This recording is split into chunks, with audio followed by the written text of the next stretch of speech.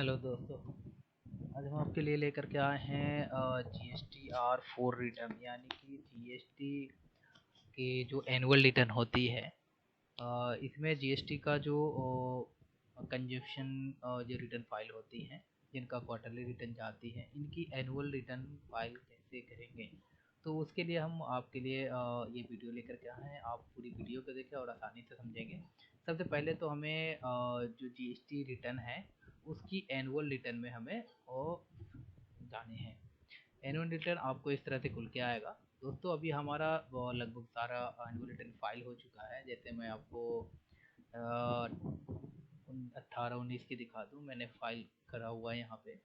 19-20 भी फाइल हो रखा है। अभी जो अपडेटेड वाला हमारा लास्ट अभी चल रहा है वो 21-22 का चल रहा है, जिसमें 20-21 का भी फाइल हो चुका है। तो अभी हम 21-22 का आपको फाइल करके दिखाएंगे। इसका डेट 30 जून 2022 तक डेट है। ठीक है, आइए हम इसको पहले ऑनलाइन प्रिपेयर जाएंगे। जो प्रिपेयर ऑनलाइन करना है, ऑफलाइन मोड भी है और ऑनलाइन मोड है। दोस्तों सबसे पहले यहाँ पे हमें जो दिखाना है, सबसे पहला मोड।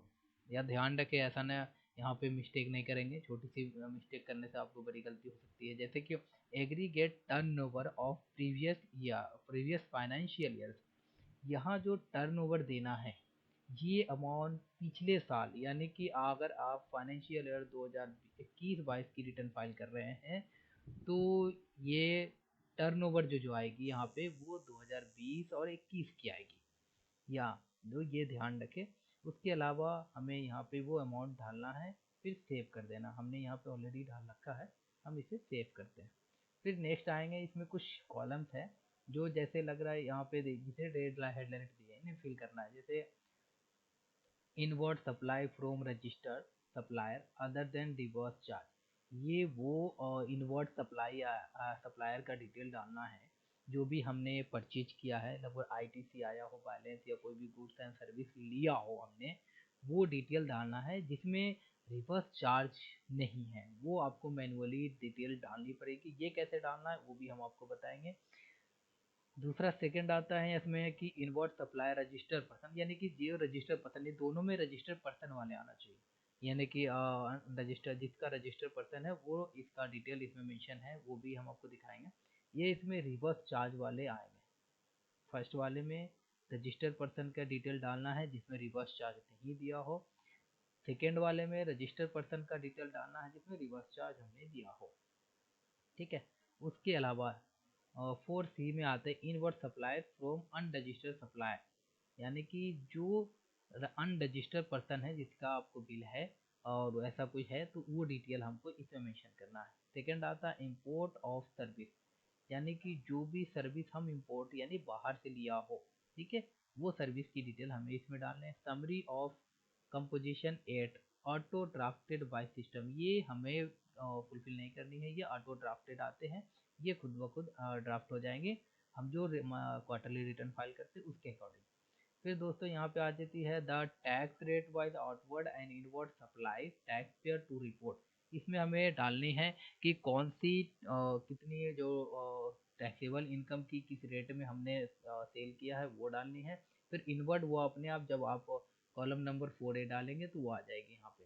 फिर ये TDS TCS ये भी ऑटो ड्राफ्ट है। तो सबसे पहले वाले में इम्पोर्टेंट होता है, हमने पहले वाले में कुछ डिटेल डाला है जिसमें जैसे जीएसटी नंबर डाला कुछ। जैसे फर्स्ट में मैं आपको ऐड करके बता दूं, जब यहाँ पे आप जीएसटी नंबर डालेंगे तो उन ट्रेड का नेम आ जाएगा, किस स्टेट से वो आ जाएंगे। फिर आप ऐड डिटेल पे जाएंगे। ऐड डिटेल पे पहले मान लो कि हमने एडिट करके बताना है। जैसे यहाँ पे हमने किसी का जीएसटी नंबर डाला, ये नंबर वगैरह आ गया। अब यहाँ पे मैंने दो रेट की दो जीएसटी आए हैं। मान लो कि एक 12% का टोटल अमाउंट ये है और 18% की। अगर कोई अदर परसेंट होगा तो फिर हमें यहाँ पे वो नेक्स्ट कॉलम करना है और फिर उसको फुलफिल कर देना है। तो हमारा यहाँ पे कोई नेक्स्ट कॉलम नहीं है, तो हमें यहाँ पे फुलफिल नहीं करनी है, तो हम इसे बैक कर देते हैं। ठीक है। अब आ जाइए दोस्तों कि हमें वो डिटेल जो है वो कहाँ से निकालनी है। तो सबसे पहले हम रिटर्न फाइल में चले जाएंगे और जो नॉर्मल रिटर्न फाइल करते हैं, ठीक है, यानी कि जो क्वार्टरली रिटर्न फाइल करते हैं उसके अंदर जाना है। उसके अंदर जाने के बाद हमें फाइनेंशियल ईयर सिलेक्ट करनी है। फाइनेंशियल 21-22 क्वार्टर फर्स्ट सिलेक्ट कर लो आप, ठीक है। और उसके बाद हमें फिर auto drafted detail register person option composition levy यानी GST R4A में क्लिक करना है। बैक कर लो यहाँ पे, और ये डायरेक्ट हम यहाँ से डाउनलोड कर लेते हैं। जैसे कि 2021-22 की फाइनेंशियल फर्स्ट क्वार्टर, उसको हम क्लिक यहाँ डाउनलोड पे क्लिक करना है। इसके बाद 1 अप्रैल से जून है, तो हमें अप्रैल से नहीं जनवरी कर देना है, ताकि पूरे 1 साल की जो डिटेल है वो एक्सेल में आपको डाउनलोड होकर के यहाँ पे आ जाएगा। फिर दोस्तों हम इसको क्लिक करेंगे, इस पे जाना है। इस एक्सेल को ओपन करते ही B2B आएगी। ये B2B में ऑप्शन में आते हैं जो हमारा डिटेल आ रहा है। इसमें सबसे पहले जो आएंगे डिटेल डेट मंथ आ जाएंगे, फिर GST नंबर आएंगे। इस तरह से काफ़ी सारे लुक खुल के आएंगे, जिसमें से हम ये सारा डिटेल उठाना है। हर कंपनी की डिटेल अलग अलग, जो हमने बताया था एनुअल रिटर्न जो फाइल करेंगे, जैसे मान लो एनुअल रिटर्न की आई, फिर एनुअल रिटर्न 21-22 का, जैसे इस वाले डिटेल में हमें वो फिल करना है, वो डेटा वहाँ से आपको डेटा लेना है और फिर आपको फिल करना। मान लो ये सारे डेटा हमारा सही हो गया, फिर आप इस डेटा को सेव करना है। सेव करने के बाद कंप्यूट लाइबिलिटीज, यानी कि ये कंप्यूट लाइबिलिटीज मतलब कितना बन रहा है वो आपको दिखाना है। फिर इसको क्लिक करना है। अच्छा दोस्तों, मैंने और भी बाकी है आपको एक डिटेल और है गई, जैसे रिवर्स चार्ज वाले इसमें डालेंगे, अनरजिस्टर्ड पर्सन इसमें डालना, इंपोर्ट इसमें डालना। फिर summary tax composition of scam में डालोगे तो देखोगे जो आपने रिटर्न फाइल किया वो ऑटो रिफ्लेक्ट हो जाएंगे, ठीक है। दूसरा आपको आता है टैक्स रेट वाइज, यानी कि आपने जो जीरो रेटेड टैक्स कितने का पे किया है, 1% का, 2% का, 5% का, 6% का, जो परसेंट है आपको वो अमाउंट डालेंगे। फिर सेव करना है इनको, फिर नेक्स्ट जा करके कंप्यूट कर लेना है।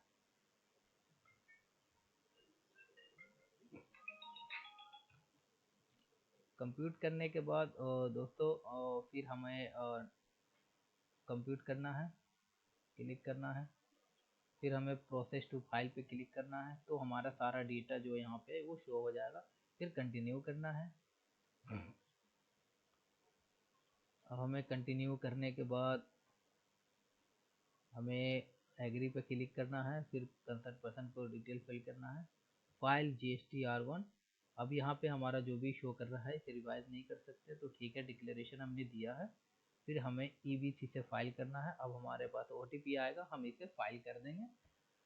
तो आप इस तरह समझ गए होंगे दोस्तों कि हमारा GST R4 कैसे फाइल करना है। यानी कि GST R4 जो है ये एनुअल रिटर्न है, कंपोजिशन ऑफ स्कैम, कंपोजिशन का जो रिटर्न फाइल करते हैं उनके लिए है। तो आप इस तरह से आसानी से फाइल कर सकते हैं। Thank you so much for watching my video. इस तरह से मैं अब बहुत सारा आपको वीडियो लेकर के आता हूँ कि आपकी हर एक टैग में सॉल्यूशन मिले, आपको इजीली समझ में आ जाए।